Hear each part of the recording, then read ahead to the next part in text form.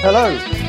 Today we're indexing the bell housing to the engine of my 1977 Jaguar XJC V12. This is episode 7 of the manual gearbox conversion, and finally we get to start bolting some parts on. You're watching TP's Diary, and so let's get into it. First job is we've got to put the flywheel on before we bolt the bell housing on. I've also got to put in the crankshaft spigot bearing, which is this, and that fits in like that. But before I do any of that, I just would like to get a bit of, what's this stuff called, Scotch-Brite, and just clean and make sure that the end of the crank is all nice and clean. So what I have also got is I got one of my stray edges that I use for when I do the machining. And I can see that that's perfectly flat, but it's quite useful if I'm doing a bit of something like this. I want to keep it flat. Put the emery. I think that's pretty good. Have a quick look. I think that's all pretty nice and flat now. So the last little bit, just clean up that mating surface.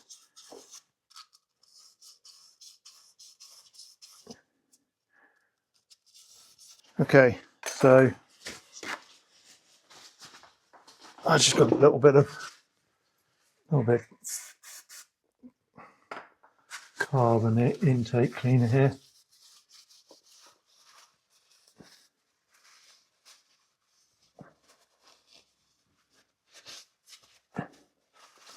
Okay, so let's put this spigot bearing in.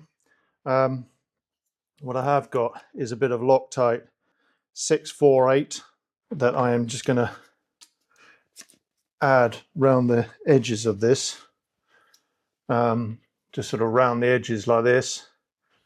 Probably a bit of an overkill, but I think it'll be okay. If I put it on the bearing, and not in the crank,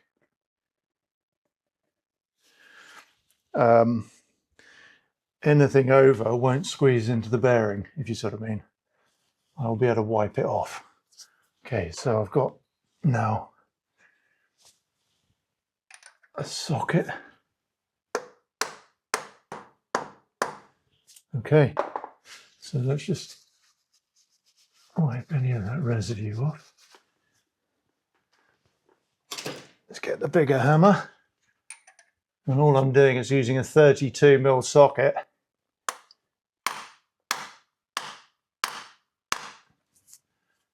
That's it.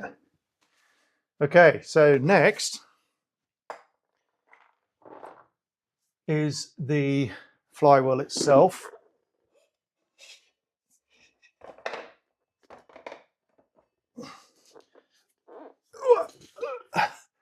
Which is here.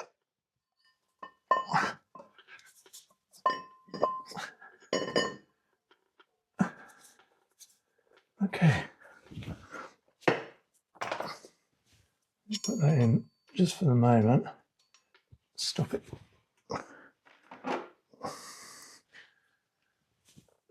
Stop it falling out. I'd already put the dowels in, so as I know it's located. But what I am going to do now is I'm going to reuse the lock tab washer. The only reason I'm doing that is it covers up the dowel holes and it stops the dowels from falling out. So like so. Okay. I can't remember whether I mentioned this before, but it's really important that from the front of the engine, you rotate the engine clockwise, and you don't rotate it anti-clockwise, i.e. clockwise is the correct rotation of it, anti-clockwise is the incorrect. The reason being, if you do rotate it the wrong way, you run the risk of breaking the timing chain tensioners. So we're going to have to be super careful here that we don't end up breaking breaking these. So, which means I could do with making up some way of clamping this, because I've got to tighten this up, these bolts up to 66 pounds-foot. So I probably want to think about, before I put the Loctite on these, how I'm going to do that.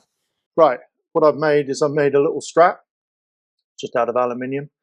I already had this piece of aluminium bar with a hole drilled in it. So what I'm going to do is basically do that.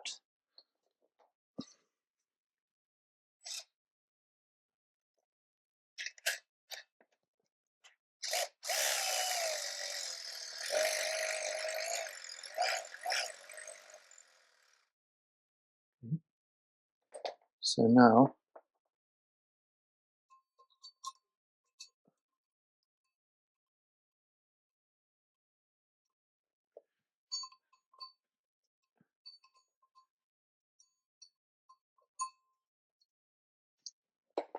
okay, so that is all locked up. Pretty straightforward, really. I've done it on this side because obviously when I'm tightening, I'm going to be pulling and trying to rotate the flywheel clockwise.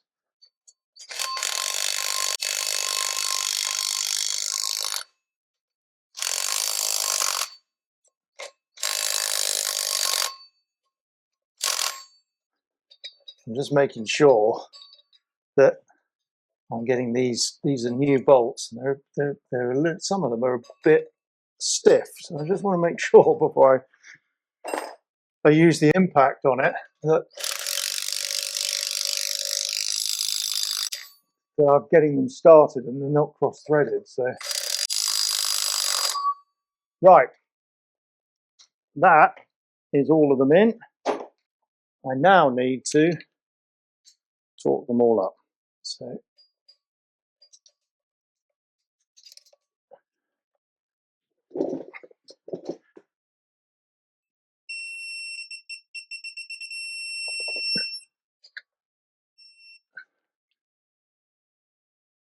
okay, so that's them all torqued up.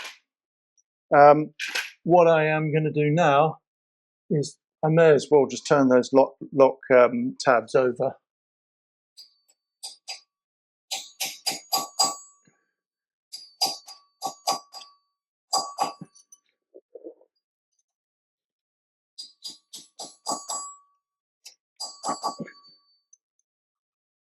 I think we can safely say that flywheel is now on the car.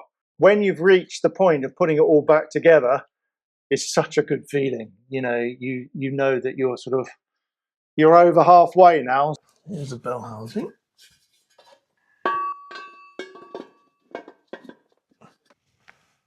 Okay, let's get the DTI sorted. I don't know if any of you've seen these, but this has got like a magnetic base holder to it, and then various sort of fittings. So I'm going to poke this through where the clutch fork lever comes out. Okay.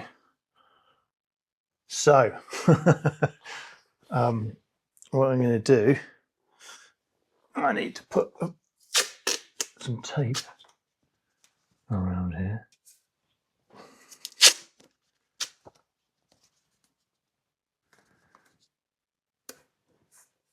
Okay, so what I need to do now is I need to rotate the DTI around, and then I'm going to try and get the DTI centered in the middle of this hole. Okay, and once I'm sort of happy, I need to measure the offset of where the bell housing sits in relation to the engine.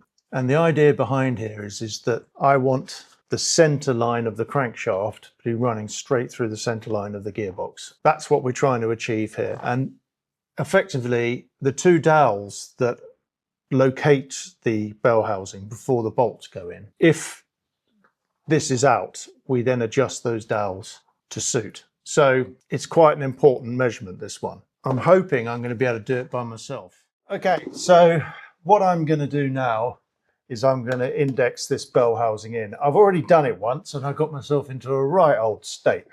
So So I've had to sort of go away and have a bit of a think about it, because this is obviously American, and the measurements and the tolerances and everything are imperial.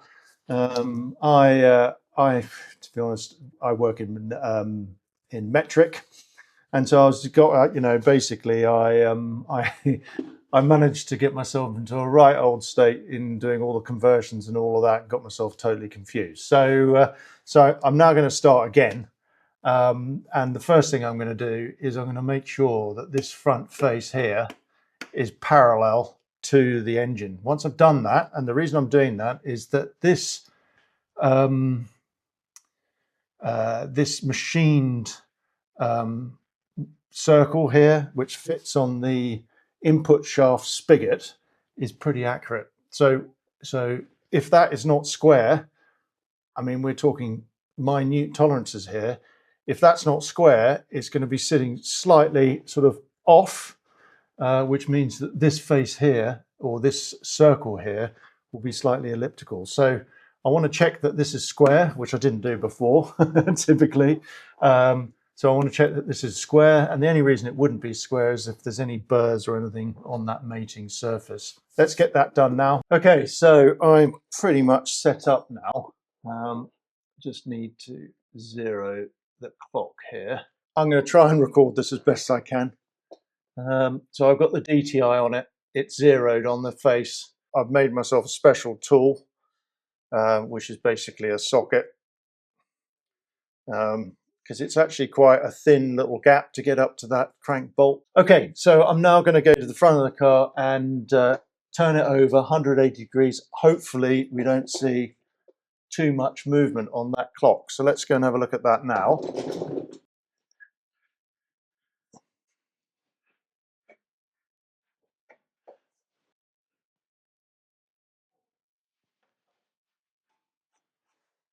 Right, something's gone wrong.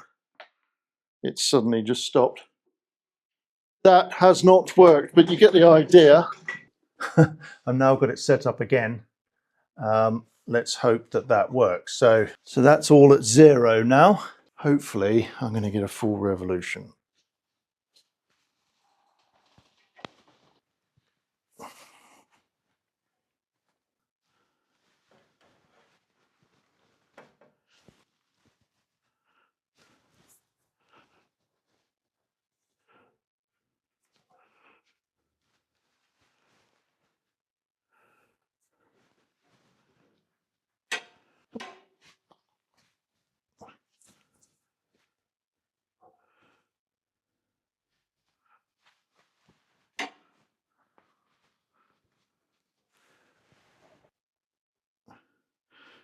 Okay. Okay, and now we're back to zero. That looked to me like it was 0.18 of a millimeter, roughly. What I'm going to do is I'm going to re-zero that dial and do it again. Okay, so it's not spot on, but it's 0.19 of a millimeter out of true. What's it? 25.4, I think.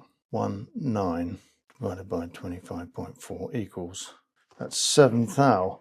Okay, that doesn't seem right to me. I need to just take the bell housing off and make sure there's nothing on there that's kicking it off, and then I'm going to redo that. I don't think that's right. I think it needs to be, I think the tolerance is 5 thou. So 0.19 of a millimeter is quite a lot. You know, I think, to be honest with you, I don't really know at this stage. So I will do a bit more investigating on that one. So right, let's get this bell housing off, check all those surfaces.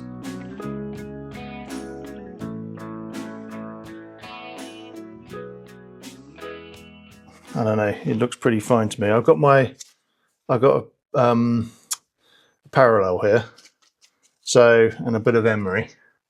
So I think what I'm going to do is I'm just going to nip round this thing and just give it all a bit of a light sand. and make sure that this mating flange is perfectly flat. I think that looks pretty good now. Let's just have a quick look at the bell housing. Okay, so it had a little, looks like somebody, I'm just going to go in that bit more. I can feel just a very faint little mark there. I don't know whether it's inwards or outwards, but when I stick my straight edge on it, it looks fine. So, you know, normally when you do this, you can sort of, you can feel it. I think it's okay. I'm going to just give that a little bit more, but the rest of it looks pretty clean now. I think that's okay. Let's put this bell housing back on. Okay, so I've now cleaned up all of the mating surfaces, which I really should have done beforehand, but hey ho, didn't do that. This back on.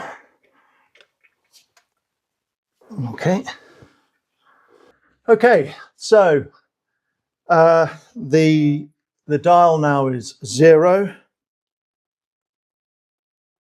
and now I'm going to spin it over. Fingers crossed. I hope this is fingers crossed. We've now got it, so it's running true. Okay, here it goes. Okay, so it's 2.2, and it's back to 0.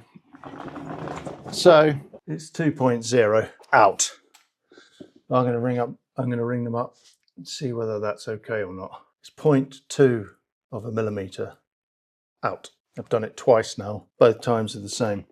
So yeah.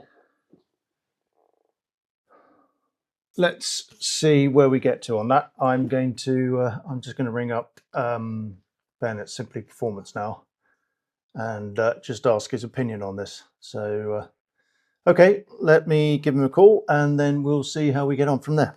Okay, so the mystery unravels. So of course the crank's got end float on it, hasn't it? And with all the cylinders all moving around, then I need to actually pull the crank forward so it hits the thrust bearing so it doesn't go any further. I've marked up the circle around here. I've basically divided it up into 8 sort of segments. Is that right? 1, 2, 3, 4, yeah, 8 segments. So I'm going to stop at each line that I've drawn on here, take a dimension after I've pulled the crank forward, because I'll be able to tell on the clock whether I've pulled it forward enough. So and then see where we go. So and then I'll write the dimensions down from there. So if I just put onto that one, because that one there is 0, and then we will 0 out the clock.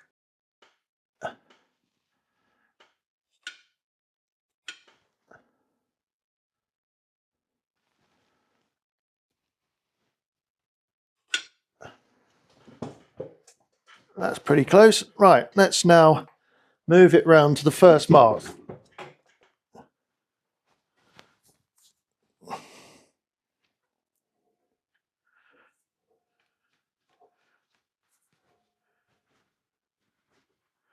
Okay, that's the first mark. I'm going to take the pry bar now and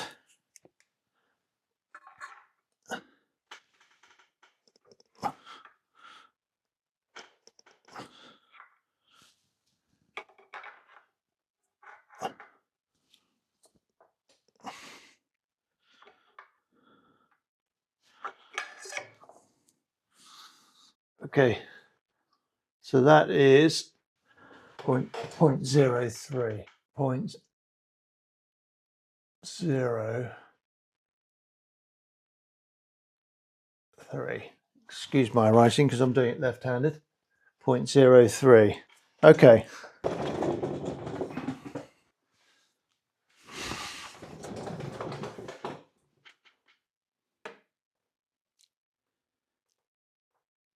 That's 0.21. It's miles out.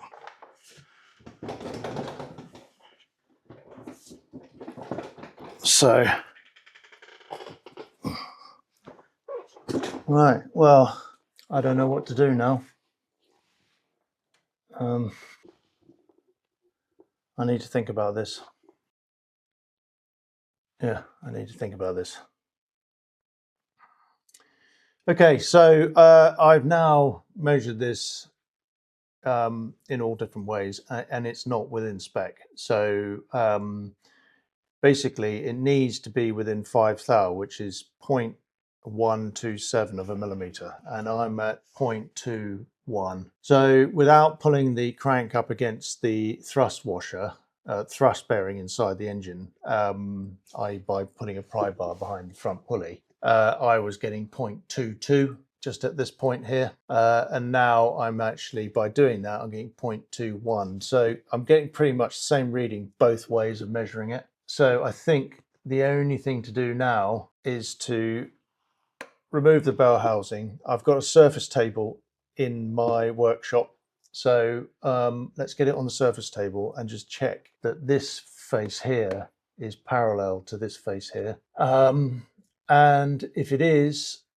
then we need to come back and figure out what is happening, because at this moment I don't know. So without getting this parallel, I can't move on to do the next measurement. So yeah, let's get it off. Let's get into the workshop and stick it on the surface table, and we'll go from there and see how we get on. Okay, so I've got my I've got the bell housing out. Got it on the surface table here. I've set it up. I've got a couple of 10mm parallels which are calibrated that I've stuck the magnetic stand to, so I can move it around. So I've zeroed the clock on 0, and if I just now spin this round,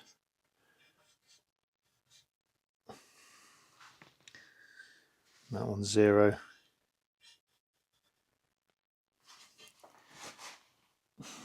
That's pretty much 0.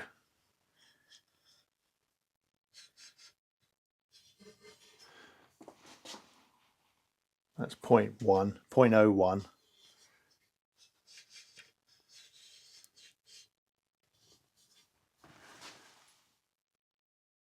That's 0.01.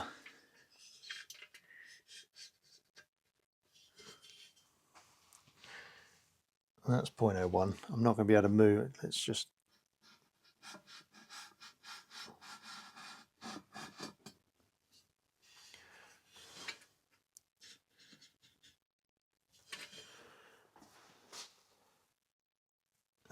It's the same.